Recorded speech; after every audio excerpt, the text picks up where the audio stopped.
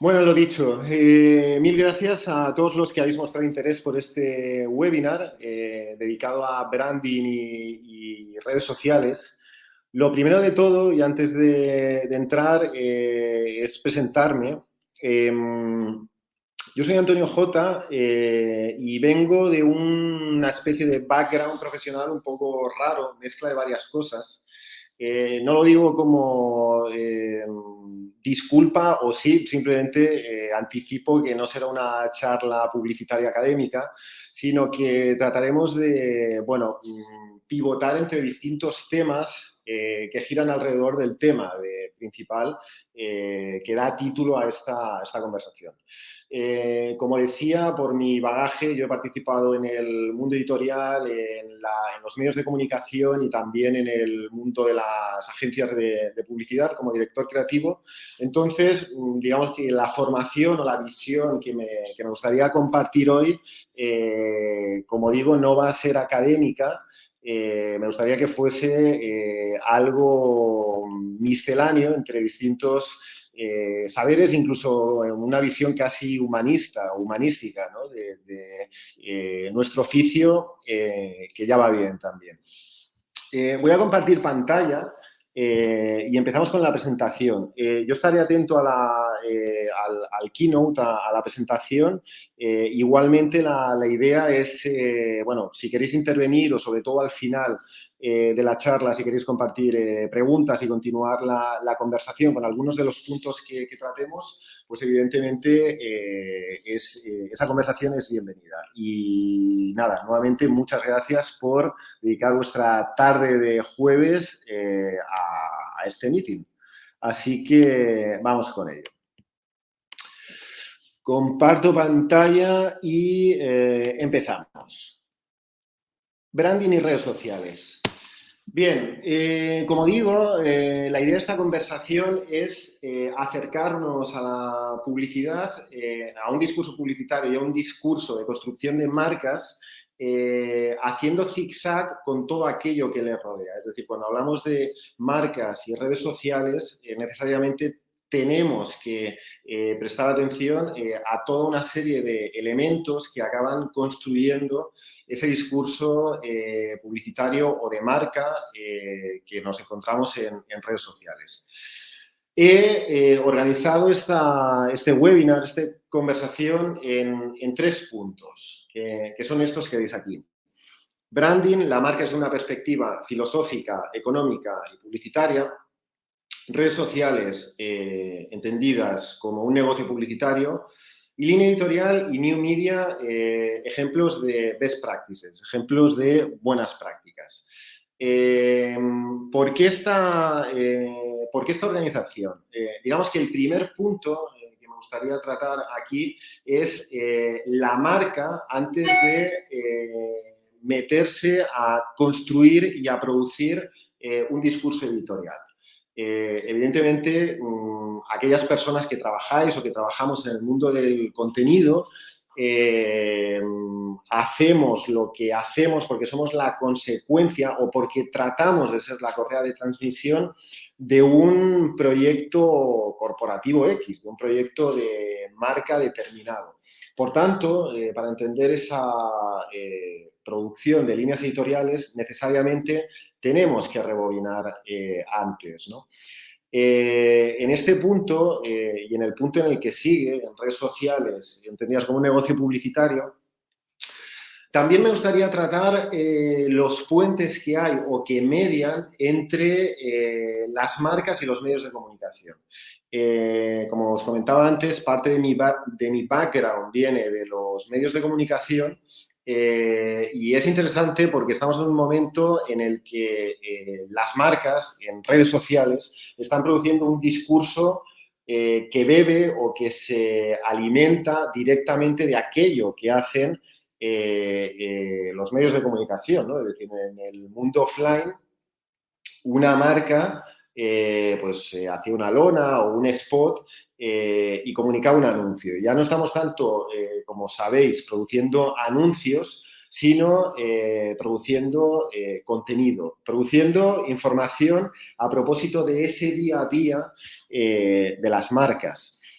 Por tanto, esos puentes entre medios de comunicación y marcas es importante considerarlos, ¿no? Es importante ver cómo se ha ido transformando el discurso de comunicación de las marcas gracias a las nuevas tecnologías, porque efectivamente en el mundo offline pues uno tenía la posibilidad de comunicar un disparo en un spot y entonces bueno, la agencia estaba trabajando durante meses en esa pieza de 20 o 30 segundos, pero ya sabéis que las tornas han cambiado. Es decir, ahora se comunica a diario, no solo a diario, sino hora a hora, minuto a minuto. Entonces, ese cambio es importante considerarlo, como digo, en relación a los medios de comunicación y en relación a las tecnologías. Es decir, no estaríamos haciendo lo que estamos haciendo si la manera de consumir información no hubiese cambiado. Y evidentemente en los últimos años ha cambiado mucho. Por tanto, nos encontramos ante una tecnología, ante una serie de cambios en los paradigmas tecnológicos que modifican la manera de pensar y concebir el contenido. Al mismo tiempo, las redes sociales se trata de un espacio que no está solo diseñado para que estén las marcas. Ya sabéis que el offline es un canal unidireccional donde las marcas comunican verticalmente a los usuarios. Mientras que las redes sociales es un espacio donde todo está conviviendo con todo. Las personas conviven con marcas y viceversa. Lo cual da pie a una de las ideas con las que estos días anunciaba este webinar, que es que nos encontramos en un momento en el que las marcas tratan de comportarse como personas, como sujetos, y los sujetos cada vez más nos comportamos como marcas y ahí no lo vamos a tratar hoy, pero bueno, ya sabéis que entraría todas estas cuestiones de la marca personal y demás. Y finalmente, después de todas estas reflexiones o consideraciones sobre la tecnología, los medios de comunicación, la publicidad y el branding, pues es interesante ver, he escogido para el caso 5 ejemplos de best practices o al menos de casos interesantes de producción de contenido y de producción de línea editorial de marcas que responden o que responderían un poco a todos estos cambios de paradigma en que nos encontramos. Como veis, probablemente desde hace un rato, o no, no lo sé, os estáis preguntando por qué he elegido, ¿no? Eso he hecho una presentación muy sencilla, basada en alguna serie como de ideas clave, prácticamente sin imágenes y muy austera, porque casi quería dejar fluir esta conversación, pero he elegido esta imagen y os estaréis preguntando por qué esta arquitectura enorme de que se corresponde con el Cristo de Chiapas en México, para ilustrar este índice, ¿no? Ya sabéis que, bueno, cuando hablamos de publicidad o cuando hablamos de marcas, hablamos a menudo de esos funnels de conversión, donde tratamos de convertir a través de distintos discursos a los usuarios en consumidores y a los consumidores en consumidores fieles. Y esa fidelidad a una marca, a unos valores, evidentemente, encuentra su primera metáfora, digamos, en ese espacio que podríamos decir casi espiritual o religioso, ¿no? Es decir, una marca a través de la producción de su branding trata de captar fieles. Hay una especie de discurso místico que podemos tomar a broma o no. Lo cierto es que en los casos que funcionan hay poca broma en ese discurso místico de las marcas y en el inicio de todo está en el inicio de todo, de la producción del discurso de marca, hay una voluntad de captar fieles y nada mejor para ilustrar un poco esta voluntad que un enorme logotipo de 62 metros, que se corresponde con el logotipo de la iglesia, donde el fundador se encuentra incrustado dentro, ¿no? Donde se produce un poco esa intersección entre el logotipo, entre la marca, entre la institución, entre la Iglesia como institución productora de discurso comercial y de discurso, si quieres, colonizador, porque al final esto va también de ganar espacios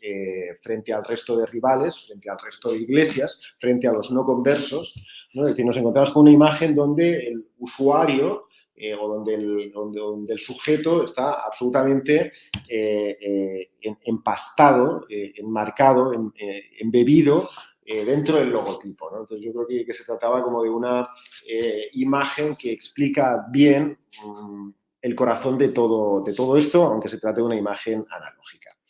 En fin, con esta presentación, con la que me he extendido un poco, vamos con algunas de las ideas que me gustaría compartir hoy, esta tarde, con vosotras y vosotros.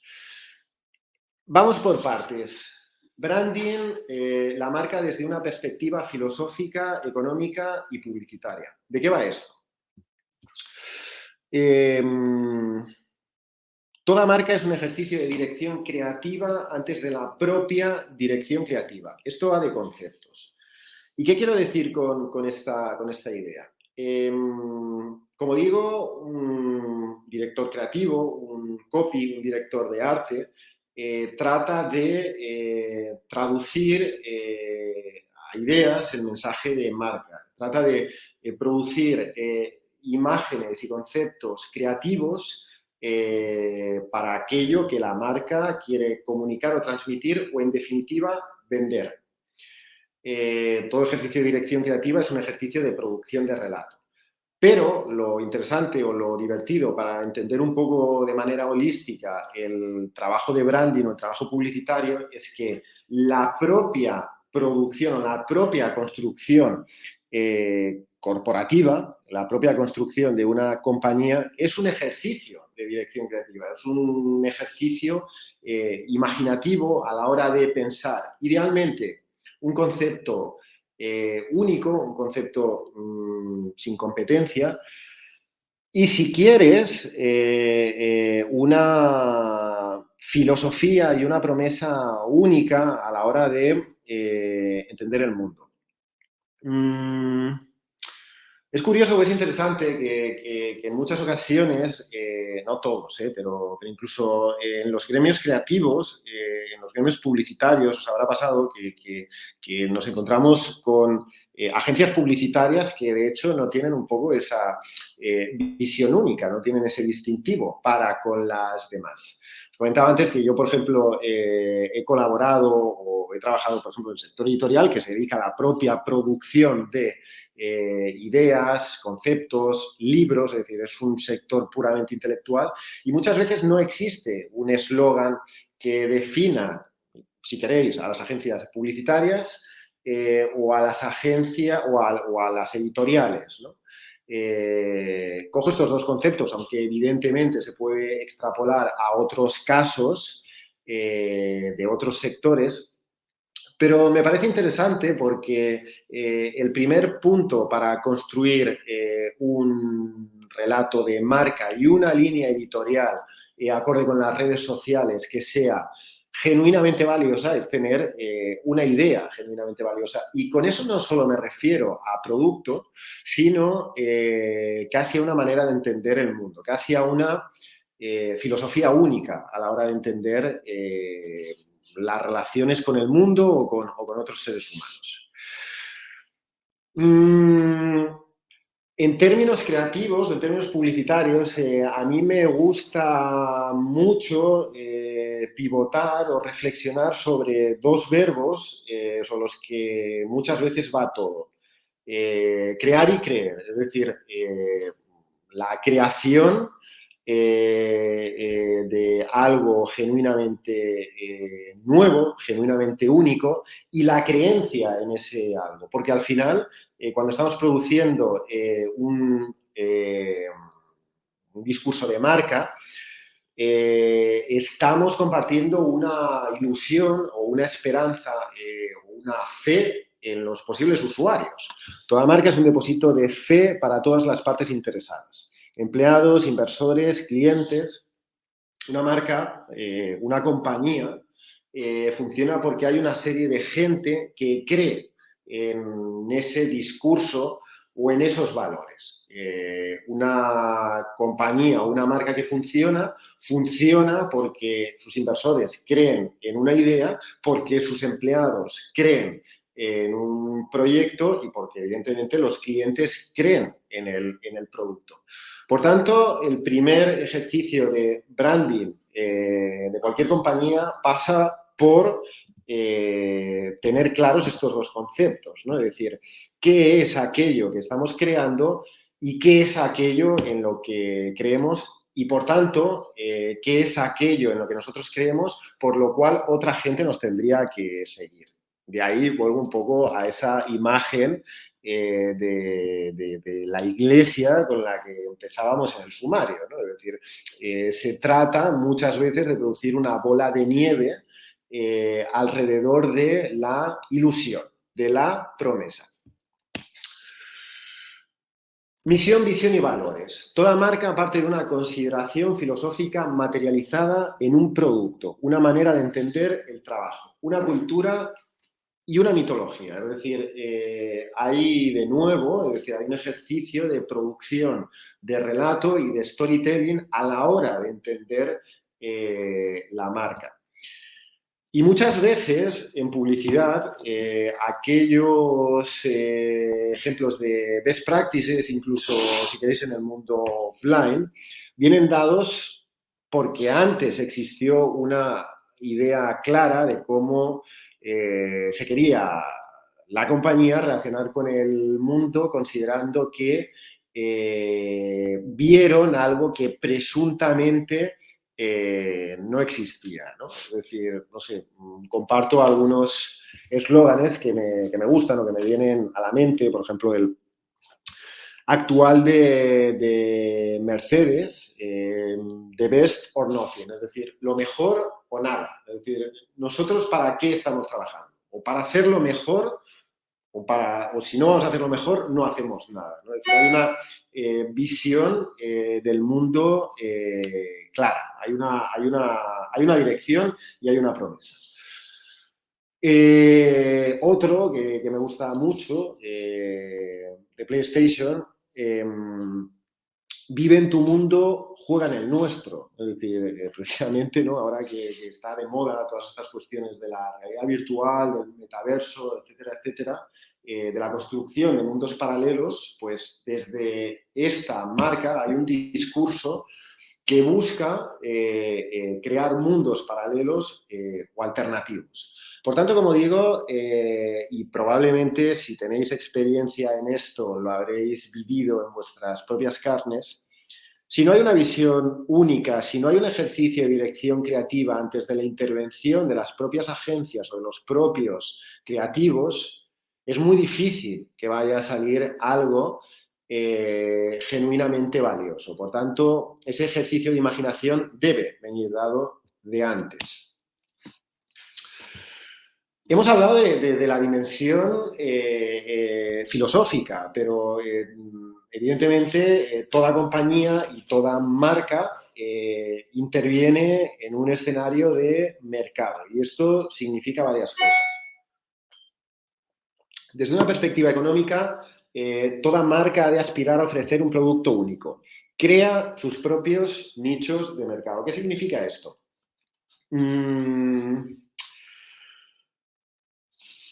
No es así porque no es así y porque, bueno, aquí entraríamos casi en discusiones de macroeconomía, pero bueno, vamos a dejarlo de lado y incluso si nos encontrásemos una situación ideal de libre mercado donde la discusión entre las marcas y los nichos de mercado tiene que ver con conseguir las mejores ideas. Para llegar ahí hay que tener una visión única respecto al resto de competidores o incluso crear un producto nuevo. Hay un caso muy conocido bueno, que de hecho es un ejercicio publicitario bastante interesante, ¿no? Cuando le preguntan a Reed Hastings de Netflix quién es su competidor, su respuesta es nuestro competidor es el sueño, ¿no? Es decir, bueno, nosotros trabajamos para producir contenidos que hagan que no duermas, ¿no? Ni siquiera estamos discutiendo con otras compañías que se dediquen al audiovisual, sino que lo que queremos es que no duermas. Bueno, es algo ambicioso y está bien. En los últimos años, por ejemplo, luego veremos un caso, ha habido una especie de boom de nuevos restaurantes dedicados al delivery precisamente por la eclosión del mundo delivery. Y esto es producir un nicho de mercado nuevo, ¿no? Es decir, hay un... Estaba pensando, bueno, acabo de... No recuerdo ahora el nombre del título del libro. Uno de los fundadores de PayPal comenta en uno de sus libros que no hay peor negocio que abrir un restaurante. Es decir, porque hay restaurantes cada 2 por 3 y porque cada 2 por 3 hay nuevas ideas de restauración. Por tanto, una compañía debería tener que aspirar a crear o producir algo que no se haya hecho hasta entonces. Por tanto, como digo, ese algo nuevo, ya desde la perspectiva del producto, antes hablamos de lo filosófico, ahora hablamos desde el producto, ese algo nuevo, de nuevo, vuelve a ser fundamental para poder tener unas bases sólidas desde la que construir discurso de marca. Inevitablemente, decimos, toda marca acaba participando en una guerra de ideas. El nacimiento de nuevas marcas implica la desaparición de otras. Es decir, cuando hay una nueva compañía, necesariamente cualquier mercado es limitado, por tanto, su manera de crecer solo puede ser debido a que está robando, por decirlo de alguna forma, consumidores, usuarios, bueno, por decirlo de alguna forma, no, abiertamente robando, quitando, cumpliendo, ¿no? con la atención y con la fidelidad de usuarios que se dedicaban a otros mercados, ¿no? Es decir, un caso absolutamente paradigmático de Amazon, ¿no? Es decir, una compañía que va destruyendo, por así decirlo, todos los competidores dedicados a la venta de lo que sea. Es decir, empezamos por libros, pero ahora nos encontramos con el supermercado en casa, ¿no? Es decir, a golpe de clic. Por tanto, de nuevo, digamos, esta proyección de crear algo genuinamente nuevo, primero desde lo filosófico y luego desde el producto, son rasgos fundamentales a la hora de crear esas bases para un buen relato de marca, para un buen ejercicio de branding. Y finalmente,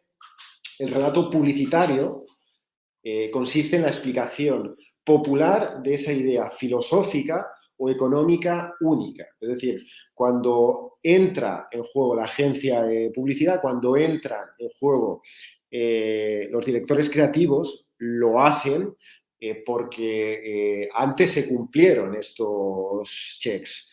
Digamos que nos encontramos con una cadena de promesas creativas. Una manera de entender el mundo, una cultura de empresa que da pie a un producto único, que da pie a un relato único. Muchas veces, obviamente, a cualquiera que haya trabajado en dirección creativa, copy, dirección de arte, etcétera, etcétera, nos pedirán que desarrolléis discursos únicos. Pero, como digo, es importante ser consciente de que el discurso publicitario solo es la consecuencia lógica de una serie de checks anteriores. Por supuesto, puede fallar cualquiera de estos peldaños que hemos visto.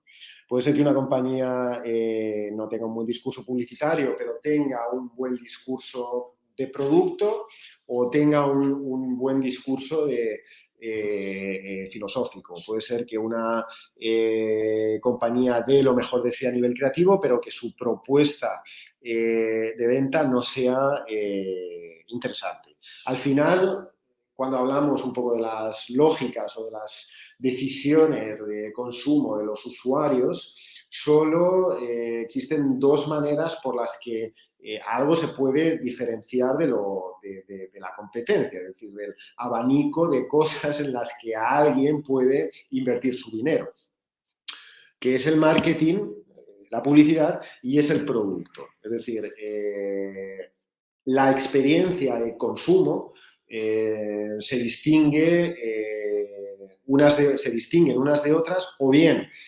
porque uno tiene un producto genuinamente único, o bien porque el marketing, el relato publicitario y el branding que envuelve ese producto es genuinamente único, ¿no? Es decir, hay muchos ejercicios, luego veremos algunos, de productos que funcionan porque se produce esa ilusión de singularidad respecto al resto de la competencia. Idealmente, lo genuino es que todo producto sea único en su utilidad y que su relato de marca sea único, pero no siempre ocurre. De hecho, la mayoría de las veces lo que ocurrirá es que ese producto se distinga de los demás por puro ejercicio de marketing.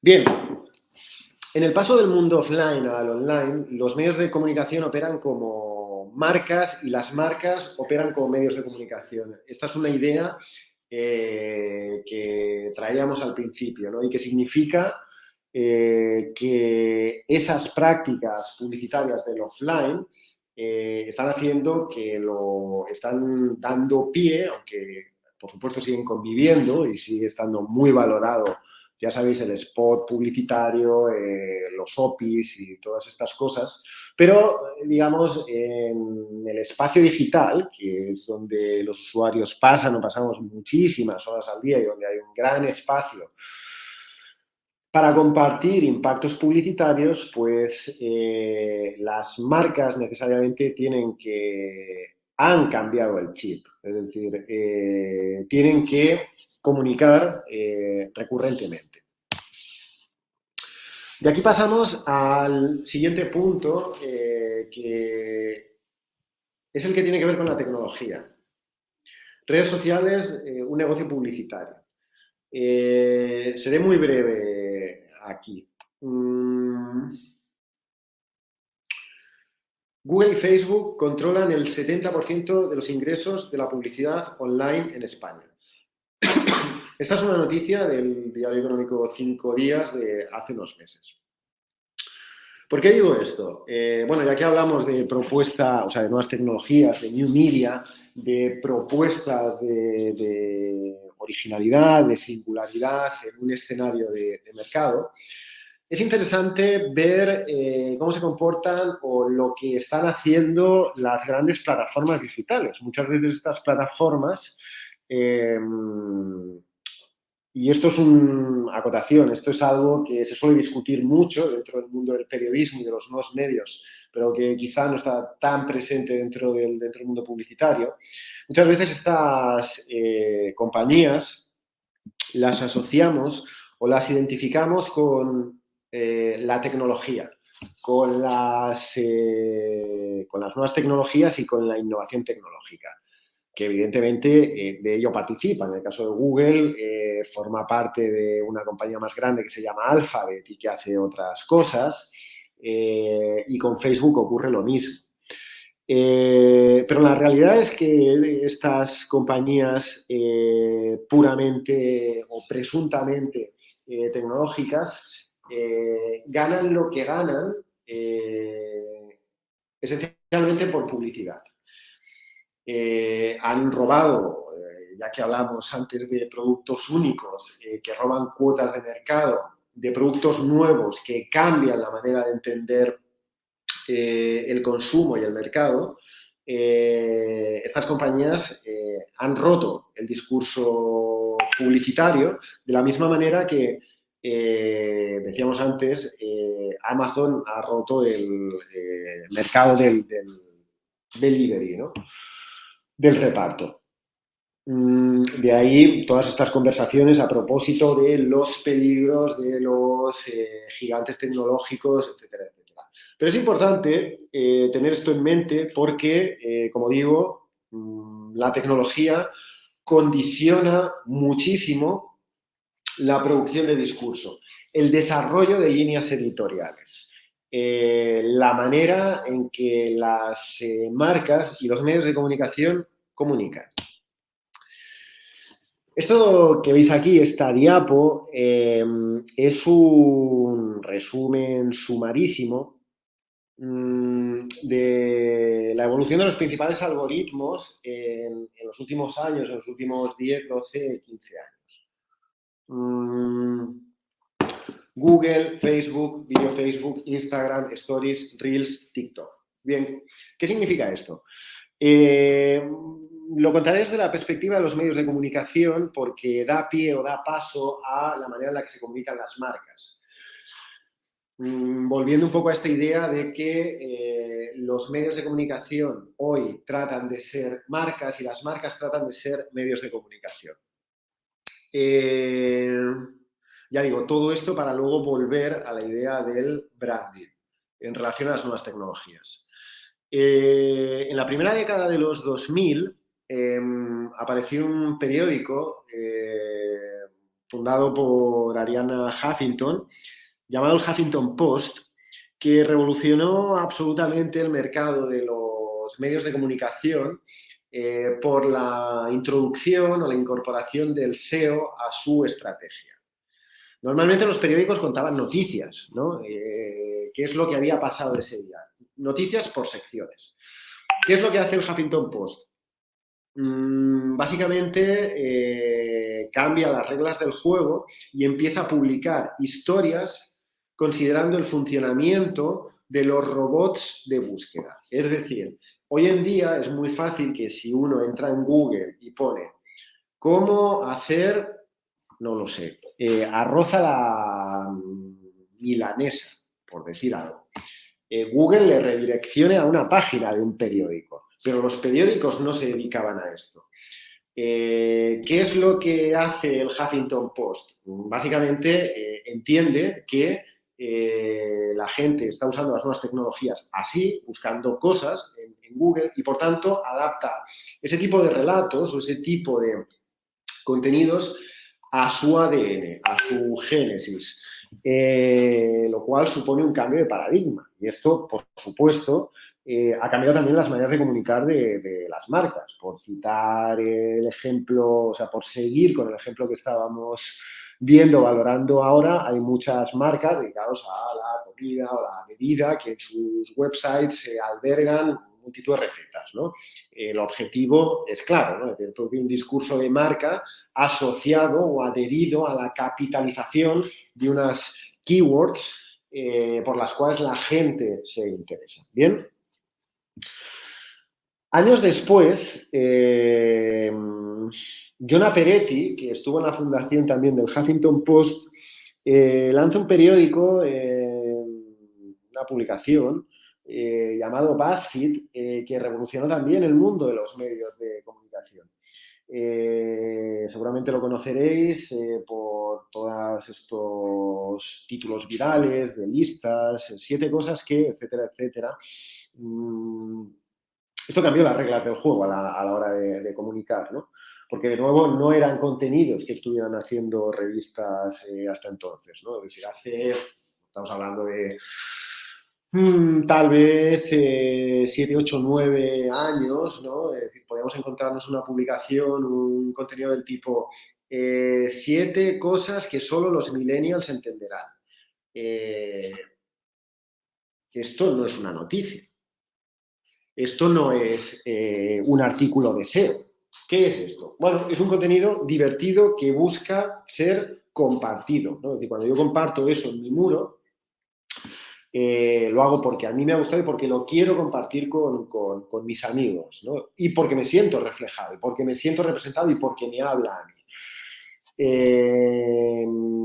Es un poco la época en la que se desarrolla todo este discurso del clickbait y, por supuesto, las marcas acaban participando de esto también. Pero, de nuevo, ya digo, un cambio tecnológico condiciona una manera de comunicar de los medios de comunicación primero y de las marcas después.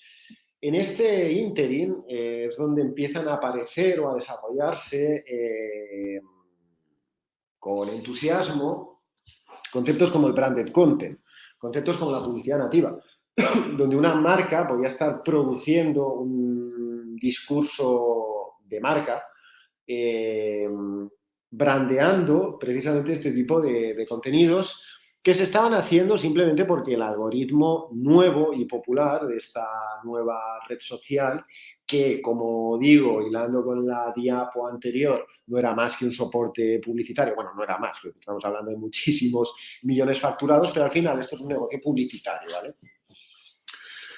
Cuando el ancho de banda crece, la gente, tenemos 4G, tenemos mejor internet en los móviles, etcétera, etcétera, es posible comunicar con lenguajes diferentes, ¿no? Es decir, es posible que en tu móvil haya vídeo y eso hace que se empiecen a producir contenidos en un formato vídeo, cuando, ya sabéis, el vídeo tradicional históricamente estaba asociado e identificado con grandes producciones, con tener un equipo de producción que era muy caro, etcétera, etcétera. Bueno, llegó un momento en el que no, en el que era algo que se podía hacer de manera más o menos low cost, porque las tecnologías que grababan y las tecnologías que reproducían así lo permitían. De ahí pasamos a la popularidad de Instagram, primero en post, luego en vídeo, luego en stories, luego en reels. ¿Qué pasa en estos últimos cambios que van acelerando progresivamente la adaptación a nuevos lenguajes? Llegó un momento en el que, por ejemplo, en el caso de Instagram,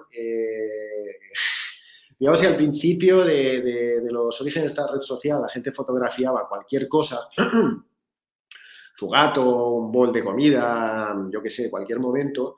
A medida que se fue profesionalizando y complejizando el lenguaje de la plataforma, la gente publicaba menos.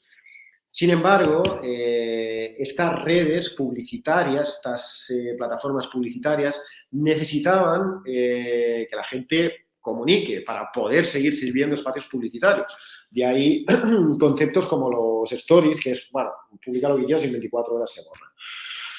Y de nuevo, ya digo, la tendencia sigue, nos encontramos con Reels, que de nuevo no deja de ser una nueva plataforma de vídeo, pero en menos de un minuto, que está siendo impulsada por Instagram en competencia con TikTok y también con TikTok, ¿no? Tiene un momento en el que mucha gente tiene móviles de gama alta, con buenas cámaras y puede grabarse como si fuera un representante público.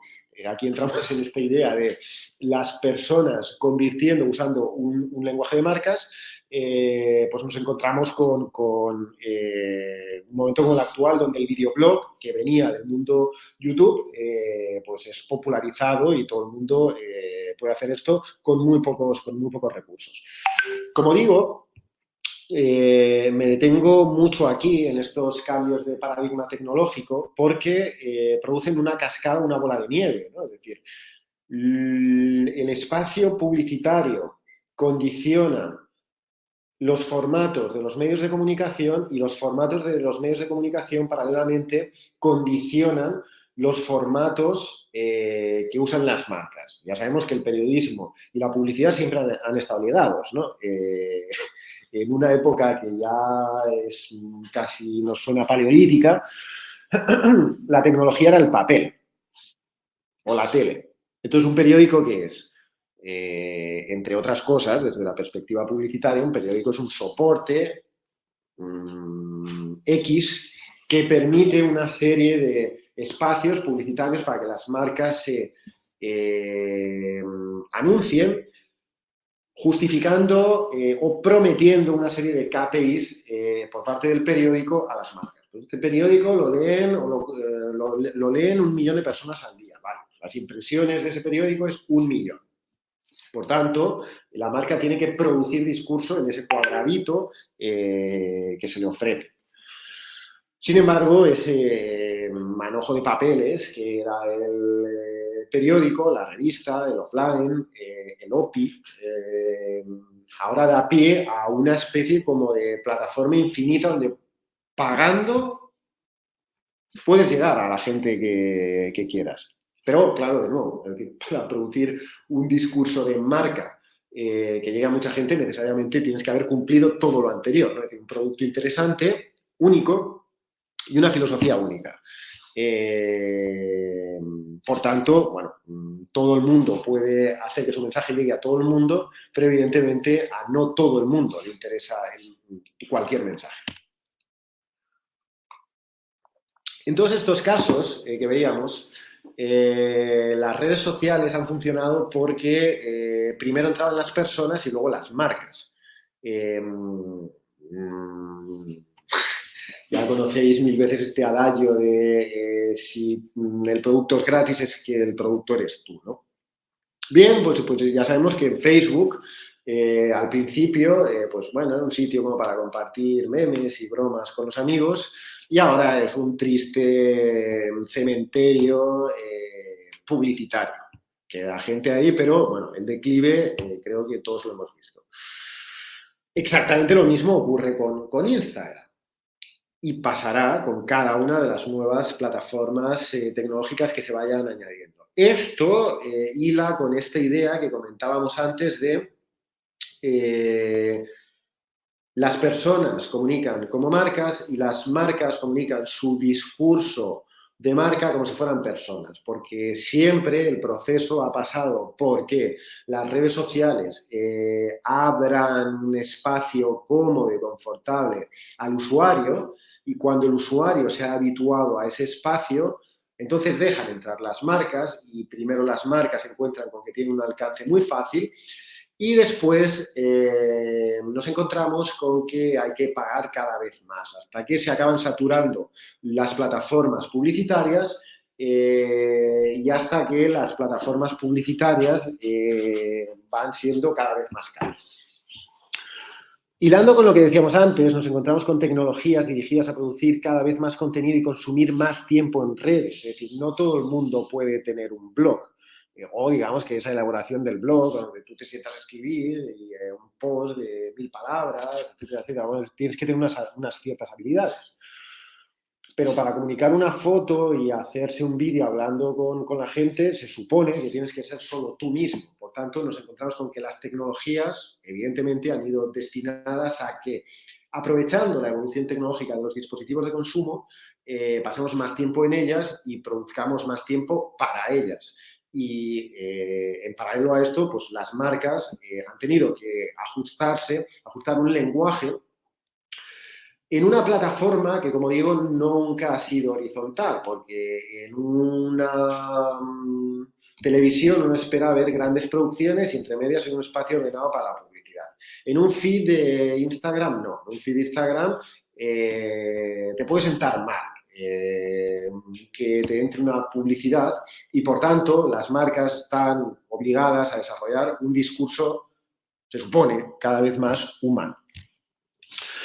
Y aquí entramos con esta idea de la falsa ilusión de democratización, ¿no? Que parece que estamos en un momento donde todo el mundo puede convertirse en un sujeto famoso y ser una gran marca, pero lo cierto es que, bueno, si uno entra a según qué redes sociales, se encuentra que lo que está pasando es que hay una progresiva profesionalización de todo. Muchas veces los vídeos más vistos de YouTube corresponden con programas de televisión. Por tanto, lo que ha pasado básicamente es que las marcas que estaban en el offline, pues ahora están en online, ¿no? Pero, digamos, esa promesa de las grandes plataformas donde todo el mundo puede hacer algo que sea muy viral, siendo uno mismo, pues bueno, digamos que tiene sus esquinas, ¿vale? Por tanto, si las marcas se comportan como medios de comunicación, entonces la línea editorial de esas marcas depende del branding, ¿no? Es decir, volvemos a la idea inicial. Tú para producir contenido, hoy, ¿no?, la palabra de moda es content manager, social media manager, creador de contenido. La única manera de poder desarrollar un contenido sólido depende de esa idea primigenia que estábamos hablando, ¿no? Y aquí triangulamos todo lo que estamos viendo, ¿no? Es decir, tenemos un discurso filosófico, tenemos un discurso económico. Tenemos que usar el lenguaje de los medios de comunicación y el lenguaje de las personas. ¿Cuál es la línea editorial de una marca? Toda marca tiene que tener una línea editorial. Cuando entramos en el feed de cualquier marca, nos encontramos que hay una serie de formatos estandarizados, de una serie de gama de colores, de una manera de entender las comunicaciones, de relacionarse con la comunidad, de desarrollar los ejercicios de PR, etcétera, etcétera. Bien, todo eso solo se puede hacer entendiendo la tecnología como una plataforma publicitaria que dialoga con los medios de información, entendiendo que la marca es un medio de información y entendiendo que la línea editorial solo puede ser desescalada del ejercicio de dirección creativa que vino antes cuando la marca fue alumbrada.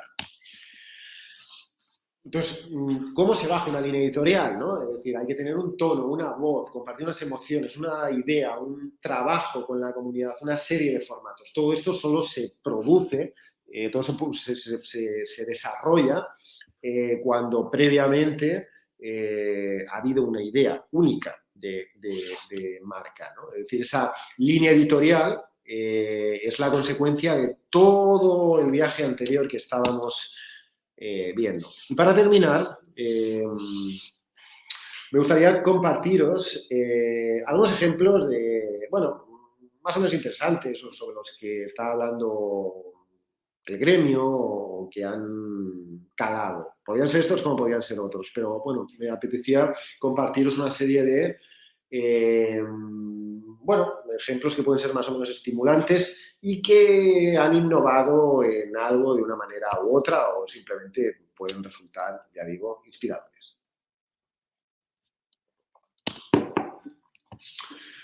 Salomon es una marca que a mí me gusta mucho por un motivo.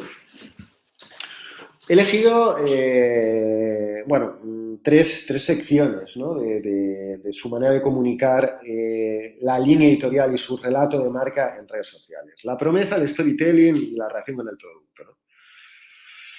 ¿Qué es lo que promete Salomon, ¿no? Antes mencionábamos el caso de Mercedes, ¿no? No siempre, no estamos hablando de eslóganes, a veces un poco estas frases representan la visión de la marca, otras el eslogan, bueno.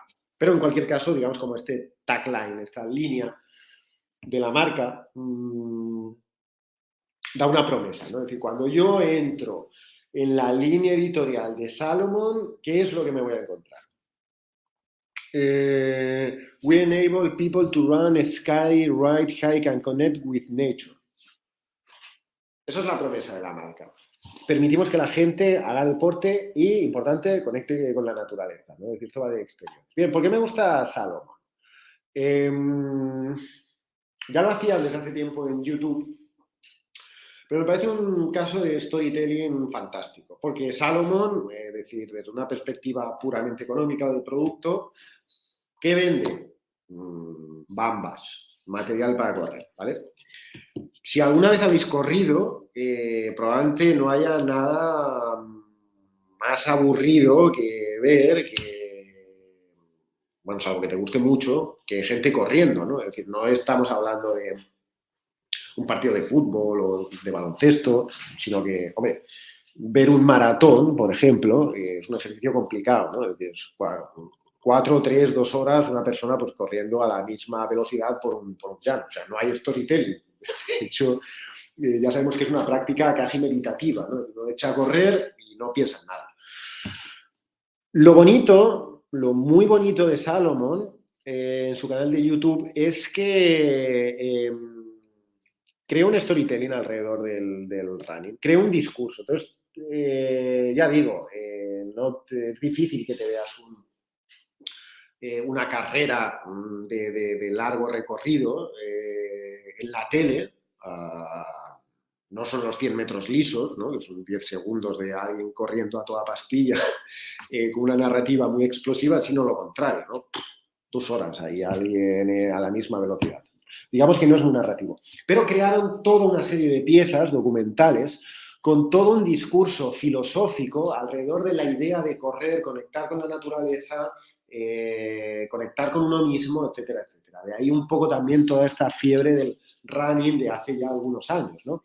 Lo bonito, ya digo, es que convirtieron algo bastante difícil de contar o de ver en una ilusión, en una promesa, en un estilo de vida. Y eso, y desde este storytelling, que como digo, parte de una visión filosófica original, hablan de producto, ¿no? Entonces, tú acabas aterrizando en un feed como es este, donde te encuentras historias y los productos que hacen posibles esas historias, ¿no? Y para entrar en todos estos discursos de la inspiración, de conectar con la naturaleza, etcétera, etcétera, la bamba, la zapatilla, el pantalón de Salomón, por así decirlo, es un poco ese medium que te conecta con ese otro mundo, ¿no? Es decir, es un producto, o sea, es una suela y es un trozo de tela, no es una zapatilla, pero la publicidad crea un poco este discurso de objeto mágico que te lleva a otro mundo. Entonces, bueno,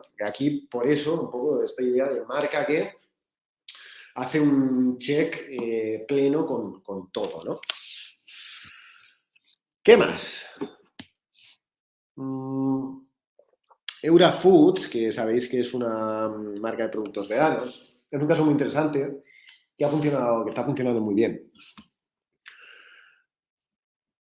Cuando compras Eura, ¿qué compras? Compras comida, aparentemente, porque también estás comprando lo que te dice la marca, ¿no? Cambiemos el sistema alimentario juntas, juntos, juntes. Estás participando en una revolución, literalmente, ¿no? Y de ahí la comunidad, y de ahí la producción de comunidad, ¿no? De nuevo, un producto se convierte en una especie de medium que te conecta a una ilusión, que te conecta a un estilo de vida.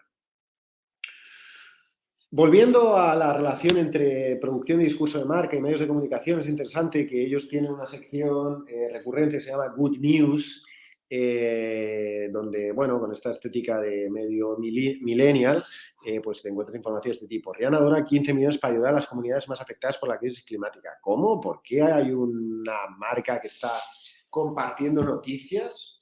¿Eso no lo hacían los periódicos o los medios de información o de comunicación? Bueno, es que con estas noticias estás produciendo comunidad. Estás dando esperanza a tus feligreses, ¿no? Es decir, volvemos a ese Cristo de Chiapas de la primera slide, donde todo el mundo habla de crear comunidad. Bueno, crear comunidad es crear una iglesia, crear una serie de valores a través de un logotipo. Entonces, ¿por qué hay ¿por qué están compartiendo información? Bueno, sirve a este objetivo, ¿no? Es decir, da esperanza al usuario o al consumidor. Y es muy bonito también que para crear una comunidad, para crear una iglesia, también hay que crear adversarios, ¿no? Entonces, nos encontramos memes de gente que bromea con la proteína vegetal, ¿no? La proteína, el lenguaje meme, ¿no? La proteína vegetal es de peor calidad. Fuente, la del gimnasio, ¿no? CTA, ¿vale? ¿No? O sea, nos estamos cachondeando de los enemigos de la marca, ¿no? Porque es una manera, obviamente, de ganar territorio, es decir, tener una promesa y tener un enemigo a batir o a colonizar, ¿no? Es decir, así es como funciona las iglesias, ¿no? Al término de de los testimonios de los apóstoles en la Biblia. Jesús baja y le dice a los apóstoles, id y divulgad la palabra por ahí, ¿no? Y eso significa que la gente se pone a hacer misiones por ahí por el mundo y a conquistar el mundo y a convertir a su fe a otra gente, ¿no? Bueno, pues eso es lo que hace también una marca, ¿no? Gente que no está consumiendo bien, quiere hacer que consuma bien. Como digo, no es solo que te vayas a dejar el dinero en comer ese día mejor o peor, es que estás cambiando el mundo. Y bueno, me parece obviamente algo loable, ¿no? Es interesante. Pero bueno, como digo, se trata de una serie de mecánicas que responden a una serie de referentes y a una serie de lógicas, ¿vale? Vicio, que es un restaurante delivery del cual se habla mucho últimamente, también es muy interesante por el lenguaje que utiliza, ¿no? La promesa es fácil, te damos lo tuyo. ¿Qué significa eso? Lo que cada cual quiera entender. Lo bonito de esto es que, volviendo al punto inicial, la idea filosófica, la idea espiritual, la idea única de producto, el relato de marca es bueno desde sus inicios. Es una hamburguesa. Vas y compras una hamburguesa, ¿vale? Pero no exactamente una hamburguesa, compras una ilusión de algo. Me parece muy bonito, digo, volviendo, ya digo, a la dirección creativa que hay antes de la dirección creativa, es decir, al propio alumbramiento de la marca, el hecho de que conceptualmente todo cuadre, en el sentido de que, hablando en plata, ¿no? Es decir, tú ves este luminoso y es un lenguaje de burdel, de carretera. ¿Por qué hay una marca que se llama Vicio, que trabajaría con un lenguaje casi, ¿no? Que coquetea con lo ilegal?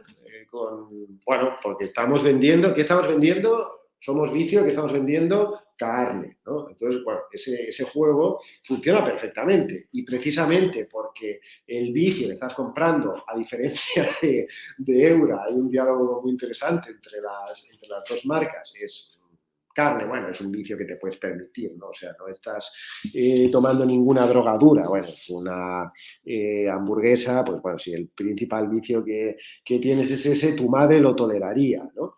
Entonces, bueno, como digo, es un ejercicio de branding interesante que acaba desembocando en un ejercicio de dirección creativa bueno, ¿no? Porque el concepto está bien desde el principio, ¿no? Vicio, cura para la resaca. Bueno, hombre, es decir,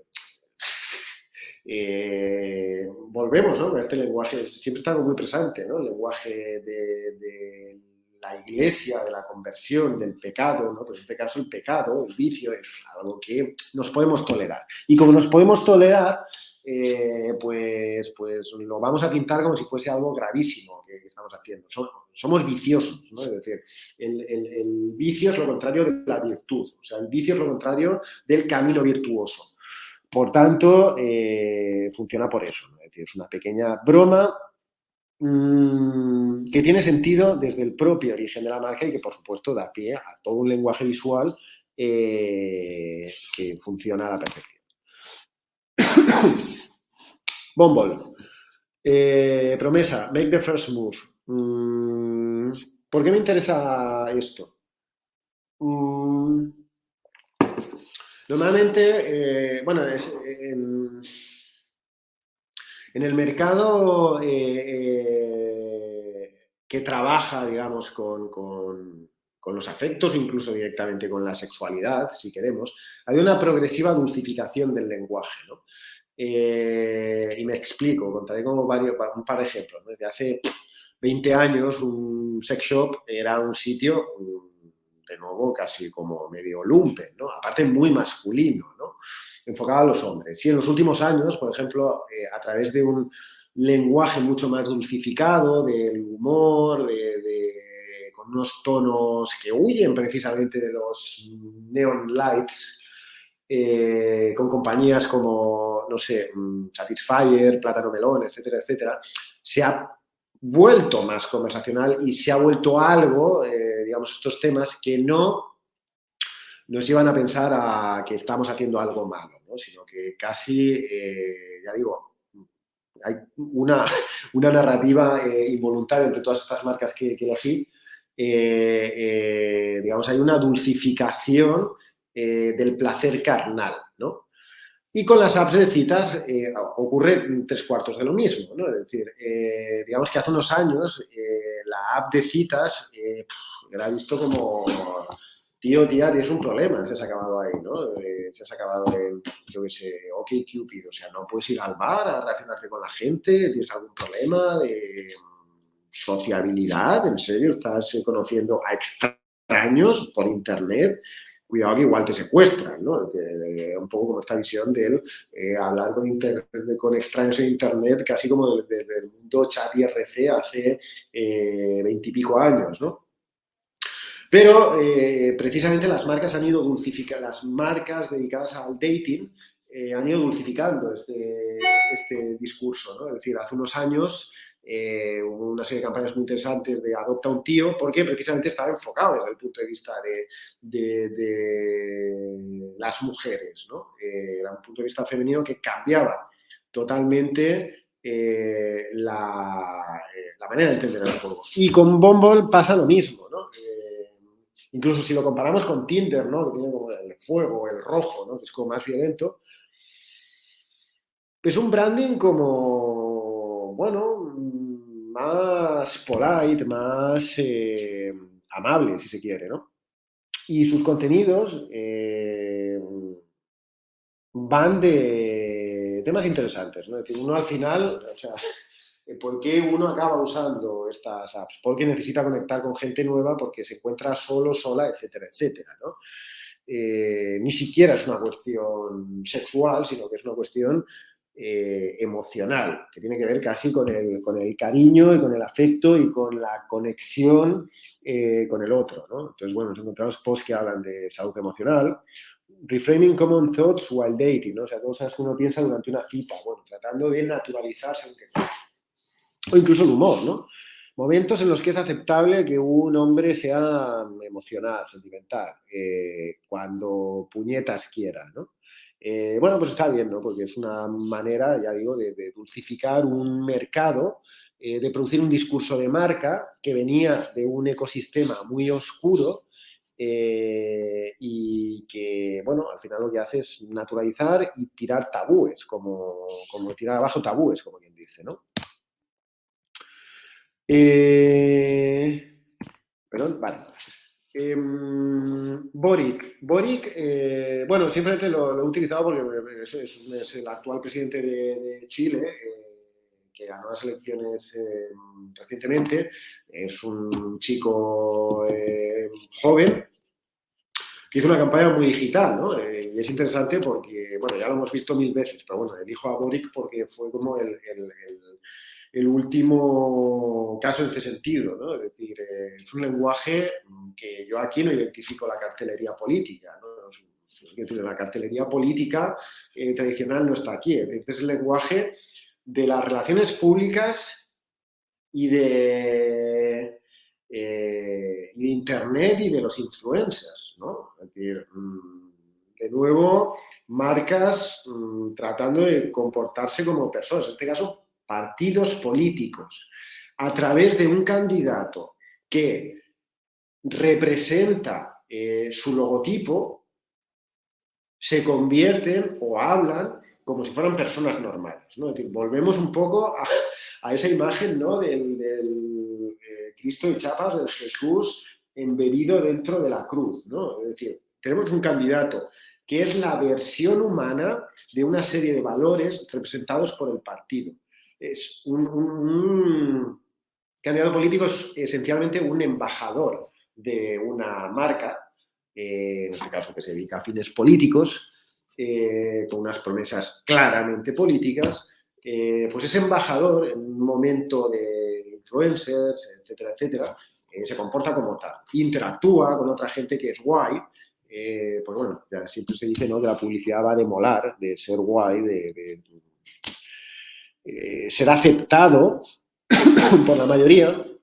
Entonces, ya digo, esto es un ejemplo de relaciones públicas.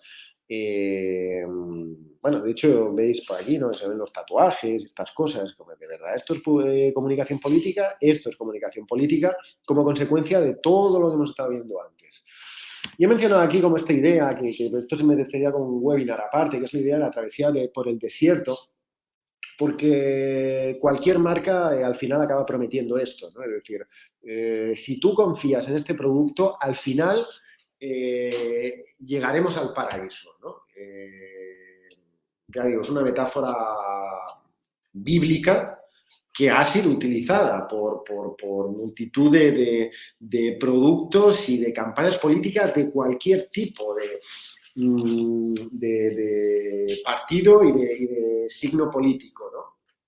Yo he trabajado algunos años en comunicación política y es interesante que en una campaña política cualquier relato, da igual quien te lo cuente, siempre te promete lo mismo. Estamos mal, pero estaremos mejor.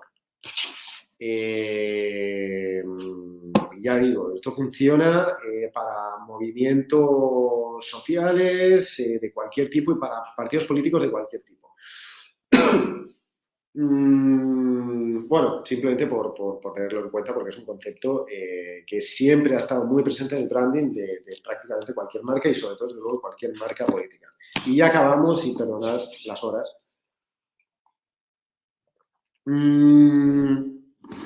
Marca de cosméticos que se larga de redes sociales.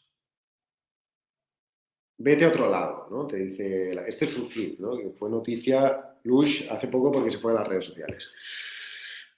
La publicidad y el consumo está relacionado con ese concepto de la distinción del sociólogo francés Pierre Bourdieu, ¿no? Es decir, consumimos cosas para ser diferentes de los demás, ¿no? Es decir, el hecho de que tú lleves un reloj X connota una serie de cosas y te sitúa en una escalera social de distinto tipo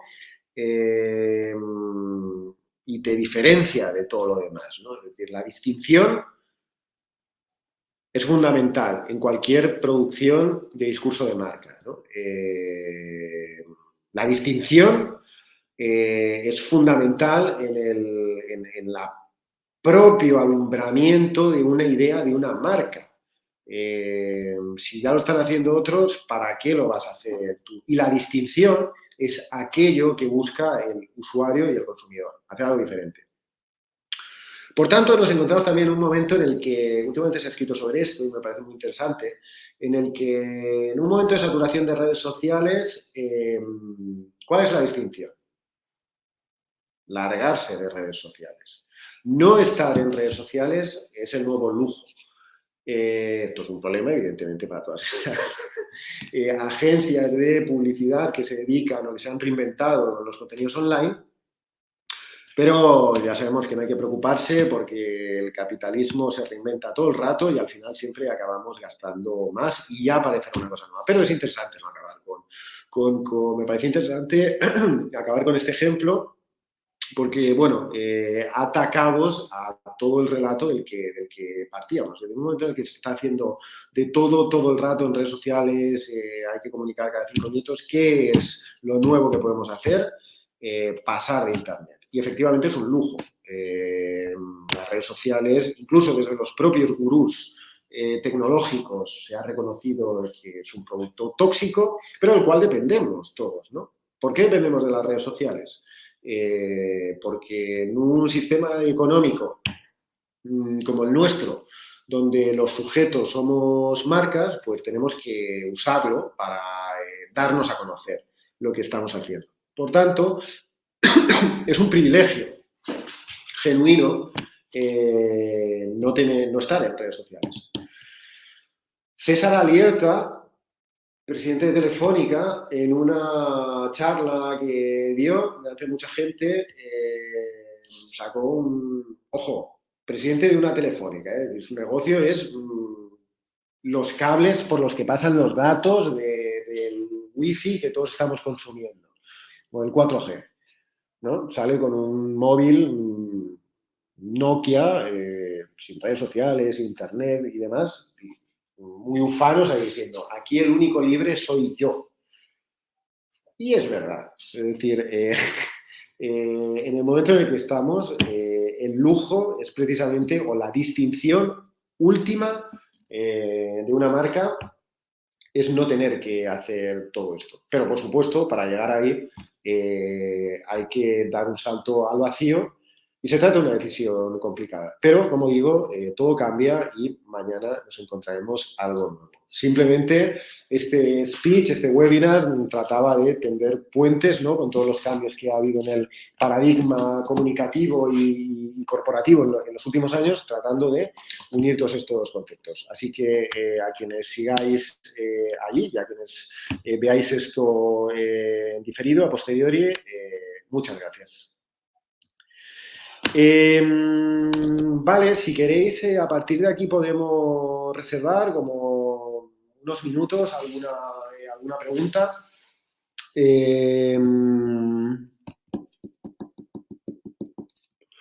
Vale, retomamos las preguntas que hay por aquí. Empiezo, si queréis, por la última. ¿Cómo empiezas el proceso creativo a la hora de elegir el storytelling para tu próxima propuesta? Bueno, como digo, el proceso creativo no es más, muchas veces, que el entendimiento genuino de una visión única, original. Ocurre muchas veces, ya digo, y esto es interesante, a mí me ha pasado alguna vez en que se produce el camino inverso. Es decir, una marca que ha echado a andar, que tiene un producto interesante, que está funcionando en el mercado, a veces, ¿no?, empiezan a crecer mucho y se encuentran con que no tienen un discurso de marca, ¿no? Y en esas ocasiones, lo habréis visto, lo he pasado en alguna ocasión, la agencia, el creativo, tiene que dar forma a ese producto que ya están dando solo, lo cual es raro, ¿no? Porque es como una manera como extraña de hacer el camino. Pero es curioso porque, ya digo, muchas veces gente que impulsa una compañía con una idea genuinamente original o con un producto genuinamente original, se da cuenta que no tenía esa filosofía detrás, se da cuenta que no tiene el storytelling detrás para la marca, y ahí es donde, curiosamente, el creativo acaba reinventando la marca. De ahí un poco la idea o el concepto de rebranding, ¿no? Un rebranding es algo que ya funciona, un discurso aparentemente sólido, no solo cambiarle la carcasa, sino cambiarle el interior también, ¿no? Es decir, el genuino rebranding no pasa solo por, hey, vamos a cambiar la paleta de colores, la tipografía o el eslogan, sino que pasa por, vamos a reimaginar incluso la visión, valores de la compañía desde una visión exterior o desde una perspectiva publicitaria. Pero en definitiva, ya digo, cualquier proceso creativo tiene que consistir o inevitablemente pasa por el entendimiento ideal, genuino, mejor y perfecto de esa visión, misión y valores que los impulsores de un proyecto corporativo X han tenido. No sé si queréis compartir alguna consulta más por aquí. Dejamos unos segundos. Bueno, pues si no tenemos más preguntas, nada, simplemente agradeceros la participación o la asistencia o el hecho de que hayáis estado escuchando todo este rato. Espero que hayáis podido encontrar contenido inspirador o ideas inspiradoras para vuestros proyectos y seguimos la conversación. Muchas gracias a todas y todos y muchas gracias a Shifta por el espacio. Estamos en contacto. Hasta pronto.